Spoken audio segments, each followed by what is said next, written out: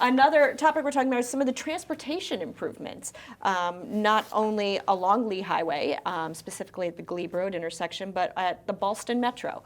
What are some of these improvements? Yeah, and actually we should even talk a little bit about, our update on what's happening on Columbia Pike, because we have 3 significant projects that are going to take significant time, but that at least when they are concluded will provide some real tangible benefits. So, the Ballston project is to improve the area where we have the bus portion of that transit facility. So new configurations for the bus bays and new shelters. It's a very, very busy way station, people transferring from bus to rail, people just using bus. It's incredibly dynamic, and it needs better facilities, and it needs to be configured differently so that it's safe and efficient. And so we're going to be doing what has been a long desired project to improve all elements of that. It's going to take about 1.5 years, but it shouldn't cause tremendous disruption to the existing flow, but it will be something that people need to navigate around. And also next year, just to preview something that the next chair and we'll talk about, we'll have some changes coming with Metro that are going to cause some Metro shutdowns because of platform work, which are going to make this area even more intensive of a bus corridor. So there will be a lot of coordination required to make sure this all goes well over the next 1.5 years. And then with Lee Highway, there are going to be some changes at Lee and Glebe that are going to add some width in limited places so that we can get turn lanes to accommodate traffic through that intersection.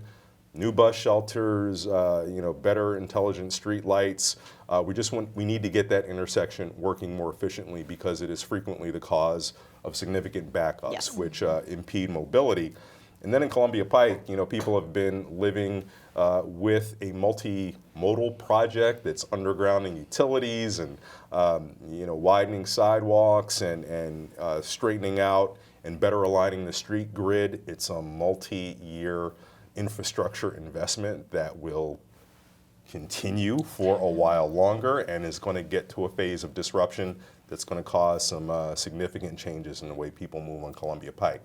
But the takeaway is, at the end of it, if we're able to endure when it's done, significant improvements. It's all about moving people more efficiently. That's exactly right. And I think it does bear, observing as we take a step back, that this is what it looks like to have well-maintained infrastructure, right? That is serving our entire community. I think all 3 of these projects are designed to make our right-of-way or our bus stops or our pedestrian facilities accessible to all, right? Whether those are folks in accessibility devices because of disabilities or others kind of operating or transversing the site.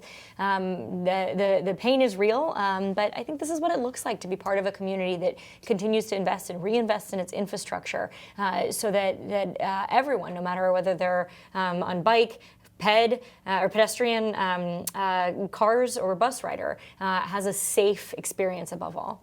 And it's kind of, I would think, a living, breathing plan because these modes of transportation and how people use them change all the time.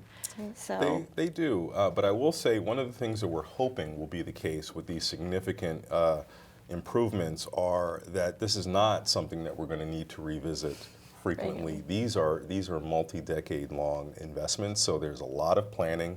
There's a lot of thought. They require significant resources to complete and a lot of time to execute. But the payoff is, hopefully, when we're done for quite a while and will be future-proofed, if you will, for any changes that are in the foreseeable horizon.